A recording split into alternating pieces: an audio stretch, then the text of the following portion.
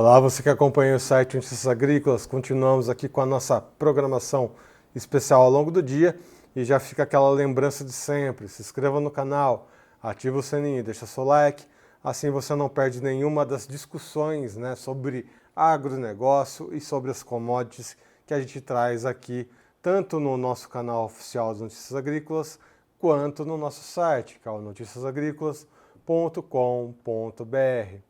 Ao longo dessa semana, pessoal, a gente vai trazer informações especiais, entrevistas especiais em relação ao Dia Mundial da Água. Esse dia ele é comemorado dia 22 de março e uma das instituições que está debatendo o uso racional de água, métodos conservacionistas, enfim, toda essa questão de boas práticas de manejo de conservação, é aqui o IAC, o Instituto Agronômico de Campinas. E eles vão ter uma série de debates sobre essas questões. A gente vai fazer uma cobertura, a gente vai estar lá no IAC com entrevistas especiais e a gente traz um spoiler de parte dessas discussões aqui agora.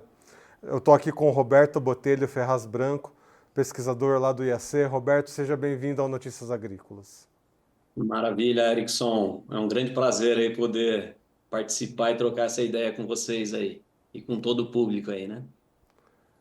Bom, Roberto, a gente está num país, é um país grande, um país que produz tudo que se planta dá, enfim.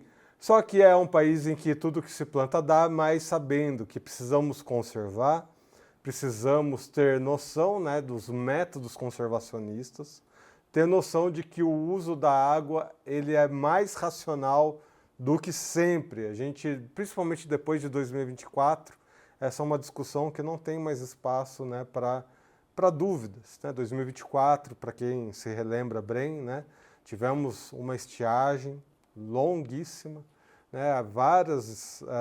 vários cultivos sofreram ali com a falta de água. Esse ano temos casos pontuais, mais uma vez, ali no Rio Grande do Sul, casos ali em Minas Gerais, Bahia, enfim. É um país tão rico, tão intenso, cheio de cultivos, mas que nunca pode se esquecer de discutir assuntos tão importantes como o conservacionista. Nesse assunto, diante das pesquisas do IAC, o que a gente tem de novidade sobre conservacionismo em agricultura, Roberto? Oi, Erickson, é importantíssimo, é um tema assim amplo, né? Você está falando do Brasil, né? O Brasil é extenso, é produtivo, talvez até autossuficiente na produção de alimentos e com um potencial de exportação incrível que a gente tem presenciado aí, né? Quando eu formei era 100 milhões, a gente torcia para bater 100 milhões de toneladas de produção de grão, hoje a gente está vendo 350, 360 milhões, né? Então é fantástico. Só que essa discussão ela cabe em nível planetário, né? No globo terrestre, que eu acho que tem diversos climas aí que acontecem na face da Terra, né? O clima mediterrâneo, por exemplo, na hora que a gente fala de agricultura conservacionista, é um clima que que dá mais efeito positivo da agricultura conservacionista, nessa questão de água, principalmente, né? De conservação da água no solo, de retenção de água no solo. E acho que é por aí, esse debate tem que ser, a gente está alinhado com esse pensamento, com essa ferramenta tecnológica, né, que é a agricultura conservacionista, e a gente tem feito trabalhos aqui no IAC bastante interessantes nesse sentido aí de obedecendo esses três critérios agronômicos, né, que é da agricultura conservacionista, já é até regido pela FAO, inclusive, né, a FAO já tem esses princípios aí dentro do seu portfólio tecnológico, que é o mínimo revolvimento do solo ao plantio direto, né? Rotação de culturas e a manutenção permanente de palha no solo, né? Isso vai dar uma resiliência muito grande aos cultivos, né? Enfrentar essas condições adversas climáticas que você está dizendo aí, né? Que em 2024 a gente teve problema da água aí, até bombas sendo lacradas, né, no Cinturão Verde de São Paulo para reduzir o uso da água. E a agricultura conservacionista vem bem direcionada a isso, né? com esses 3 princípios agrícolas, agronômicos aí que eu citei, né? Ela melhora muito a fertilidade do solo, retém o carbono no solo, aumenta a matéria orgânica. Essa matéria orgânica vai melhorar a característica física do solo, de macroporosidade, de porosidade do solo, melhora a infiltração da água no solo e, ao mesmo tempo, ela armazena mais água, né?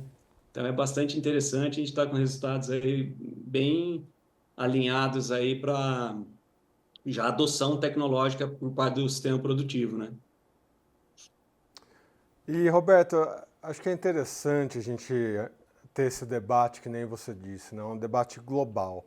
E isso me lembrou algumas coisas importantes que vão acontecer aqui no Brasil, que são as discussões, por exemplo, da COP30. E isso está completamente relacionado a essa questão do uso de água. Afinal de contas, a gente vive um país de muitas contradições. Ao mesmo tempo que a gente vai ter aí recordes de produção, né, na área de grãos, a gente vê áreas no Brasil, por exemplo, que eram semiáridas, migrando para o árido, né? Por mais incrível que pareça, pessoal, essa discussão sobre o uso de água e de conservação, né, na agricultura, ela é muito mais atual do que parece, né? A gente fala sobre questões de meio ambiente, tudo parece ser tão longe, ou é muito no futuro, ou é alguma coisa que está acontecendo lá na Europa ou nos Estados Unidos, e parece que a gente só recebe de presente essas discussões. Não, pessoal. Essas discussões elas estão acontecendo aqui no Brasil e os reflexos, né, estão aqui também. O nosso país, a nossa disponibilidade hídrica, né, pouco a pouco está ficando mais curta, está ficando mais apertada. Vocês veem pelas janelas de plantio. Enfim, um país de grandes produções e grandes contradições. A minha pergunta, Roberto, é: onde estamos acertando nesse caminho e aonde foram os nossos principais erros para a gente não cometer os mesmos erros novamente? A gente está acertando em vários caminhos, Erickson. Em primeiro, com o Código Florestal, né? O Código Florestal é bastante relevante e importante aí no tocante à conservação ambiental das propriedades, né? Que aí no nosso caso de Mata Atlântica e Cerrado é 20%, na Amazônia Legal já é, se não me engano, 50%, né? Da propriedade agrícola que tem que se manter 80%, em alguns casos, que tem que se manter em vegetação natural, né? A APP também está dentro do Código Florestal, então isso daí eu acho que é o alicerce básico para o sistema sustentável agrícola, né?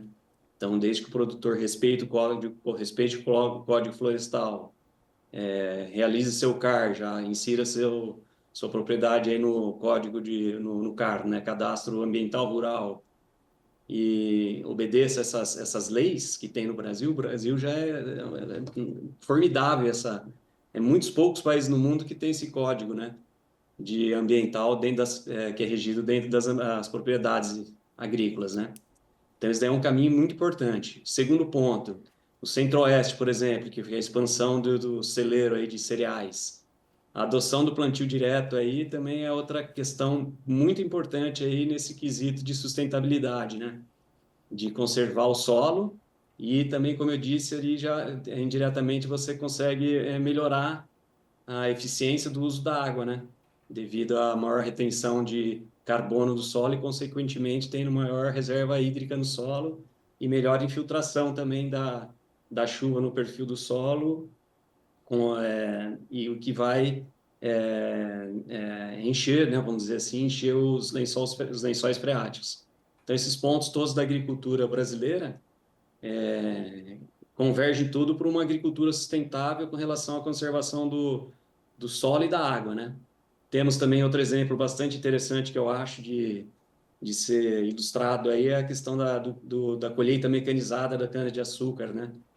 Há 20, 30 anos atrás, a gente sabia que queimava toda a palha, né? E o corte era manual, então não ficava nada de palha na superfície do solo, e isso fazia com que a exaustão do solo viesse muito rapidamente, né, no cultivo de cana. Então, a colheita mecanizada da cana, devolvendo a palha ao solo, na minha opinião, é o que resgatou a produtividade da cana e a sustentabilidade do cultivo nos dias de hoje, né? Armazena mais água, retorna o carbono para o solo, aumenta a atividade biológica, e tem uma série de benefícios aí que isso acontece.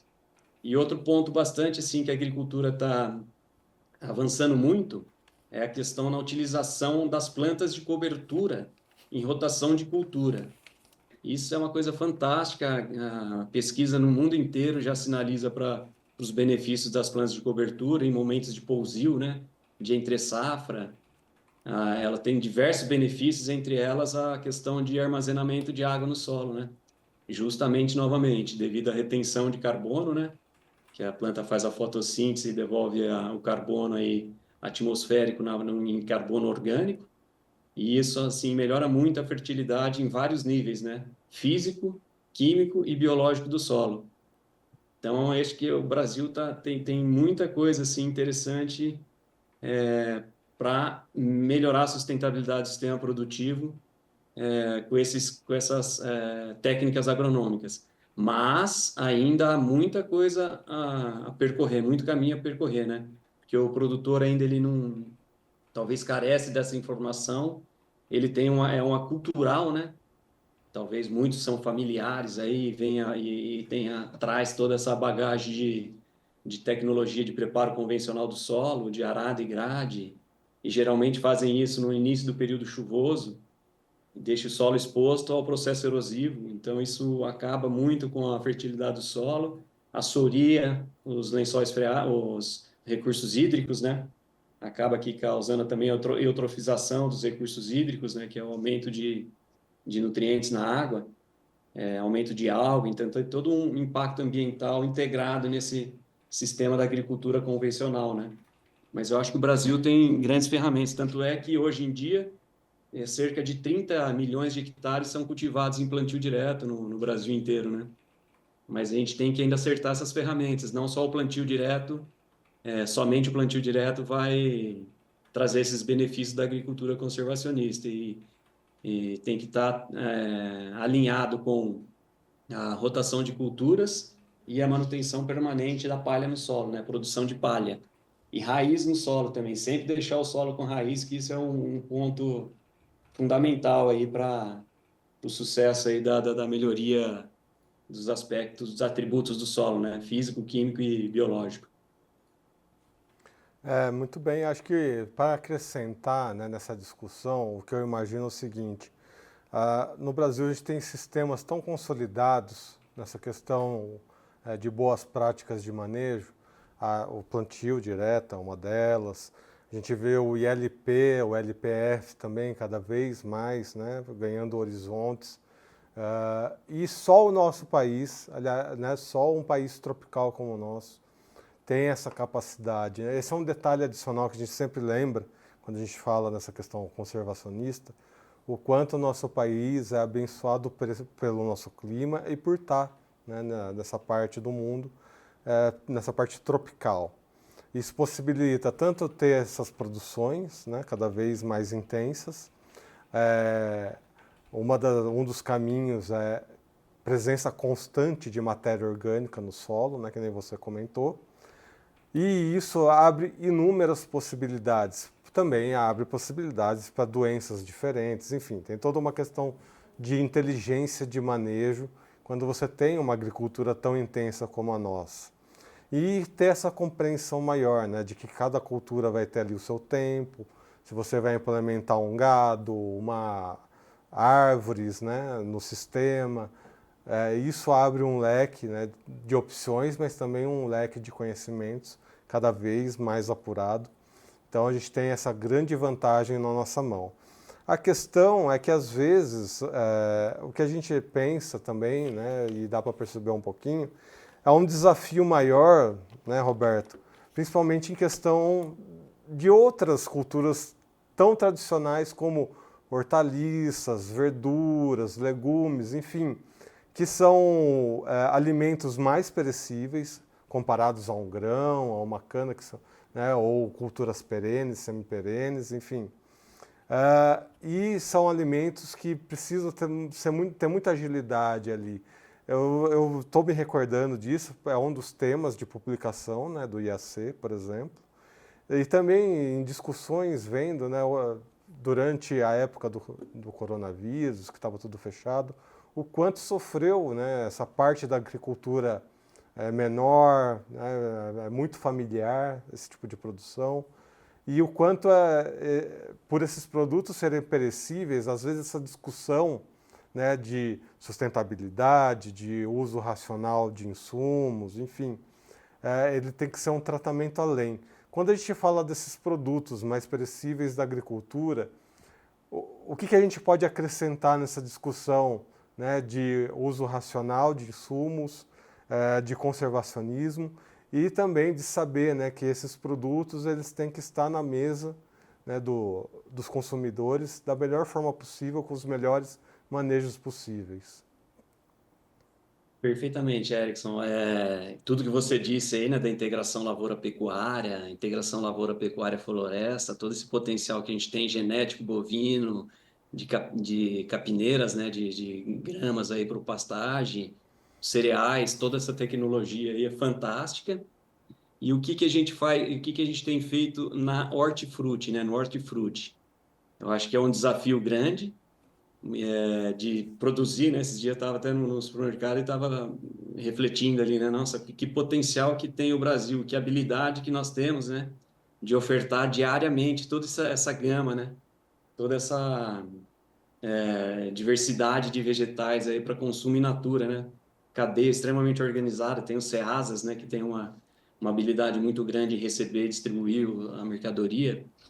Então, isso é fantástico, até uma coisa que a gente reflete no dia a dia e acha fantástico mesmo, né? Toda essa cadeia de hortifruti granjeiro aí, né? E o que a gente tem feito, inclusive uma das linhas principais de pesquisa minha, é a produção de hortaliça nesse sistema conservacionista, né? Então, eu tenho bastante conhecimento aí para poder passar e transmitir para vocês. Vou tentar ser objetivo aí, né? A gente está usando essas técnicas, né? De conservacionista, que é aquilo lá novamente, plantio direto, rotação de culturas, né, usando as plantas de cobertura para fazer palha e deixando a palha no solo e cultivando as hortaliças. Isso tem dado um resultado fantástico em redução de água, principalmente, em melhoria de fertilidade do solo. E o que a gente tem visto que está nos surpreendendo muito é a redução do uso de fertilizantes e defensivos químicos. Em cultivos experimentais aqui, mesmo na propriedade que eu tenho, que a gente faz cultivos de tomate, nessa época do ano que a gente começa agora aqui, né, em Ribeirão Preto, região de Ribeirão Preto, interior de São Paulo, que o clima favorece, né, tem essa questão também climática aí, que é outra discussão. A gente não está usando zero de defensivo químico, é tudo biológico. Então já faz tempo também que eu tenho trabalhado nessa questão de aplicação de produtos biológicos e com sucesso muito grande de controle de pragas e doenças. Então, a gente usa tanto fungos e bactérias aí via solo para melhorar a questão de crescimento radicular, absorção de nutrientes, como via aérea, né? Para controle de doenças e pragas. Então, é uma série de micro-organismos que a gente usa aí de fungos e bactérias, além de liberação de macro-organismos, né? De insetos predadores e para controle biológico, né? Predadores e parasitoides. Tricograma pretiosum, por exemplo, a gente solta para fazer o controle de traça no tomateiro, de broca pequena, que ele bota o ovinho dele no ovo da lagarta. E tem uma eficiência fantástica. Então, a gente está reduzindo muito, ou quase eliminando, praticamente em vários casos que eu já tive sucesso, de eliminar o uso de aplicação de defensivo químico, né? E com isso, um produto assim de alta qualidade para o consumidor final, né? Só que as barreiras que a gente tem que quebrar nesse sentido para levar para o produtor é muito grande, né? De ele acreditar, né, naquela tecnologia. Então, primeiro que a gente tem sugerido é fazer essa transição, né? Usando o produto. Primeiro de tudo, o que eu tenho que dizer é que, primeiro de tudo, é o solo como um bioreator, né? Então, fazer o manejo do solo com esses três princípios, a gente vai proporcionar ao cultivo já uma vacina natural, né, do solo, porque todos esses micro-organismos que a gente aplica via aérea, aí, via exógena, né, tanto os bacilos quanto as bulvérias, o metarrhizium, a streptomyces, todos eles são habitantes do solo. Então, se a gente trata do solo para ter um aumento da fertilidade biológica, naturalmente a gente vai ter uma planta sadia, porque esses fungos também, bactérias, são todos endofíticos, né? Então eles estão na planta inteira, do solo para a planta. Então tem uma interação micro-organismo, solo, planta, que a planta já tem uma, vamos dizer, uma imunidade natural a partir daí. E utilizando da ferramenta exógena, a aplicação desses micro-organismos com produtos comerciais, a gente está fechando o ciclo aí do tomate, que é uma cultura extremamente sensível a ataque de pragas e doenças com somente produtos biológicos. Mas, primeiramente, respeitando esses critérios conservacionistas, né? Muito bem. Pessoal, é aquela questão, né? Quando a gente fala em sustentabilidade, na verdade, o que significa essa palavra é a união, né? De práticas de manejo que respeitem mais o meio ambiente e, ao mesmo tempo, tragam, né, rentabilidade aos produtores rurais, complementando ali aquela palavra tão conhecida, ISG, né? Unindo assim o meio ambiente, governança, né, e a parte social, que um produtor rural, quando ele tem mais rentabilidade, ele vai buscar ali mais conhecimento, ele evolui, né, como profissional, ou seja, a gente tem um ciclo aí virtuoso e cada vez melhor para o agronegócio como um todo. A gente vai ter mais discussões como essa lá no IAC, então, mais uma vez, convido a todos a participar aqui com a gente no Notícias Agrícolas, nessas entrevistas especiais. Por enquanto, Roberto, muito obrigado pelas suas informações. Seja sempre bem-vindo aqui ao Notícias Agrícolas. Maravilha, Erickson. O agradecimento é todo meu aí pela oportunidade. Grande abraço, até mais. Um abraço. Continue conosco ao longo dessa semana, então, traremos mais informações sobre o Dia Mundial da Água, teremos mais discussões como essa, por isso eu sempre lembro vocês, se inscreva no canal, ative o sininho, deixe o seu like, assim você recebe todas as notificações sempre que um vídeo novo entra no ar aqui no nosso canal. Eu sou Erickson Cunha, vou ficando por aqui, até uma próxima, um abraço.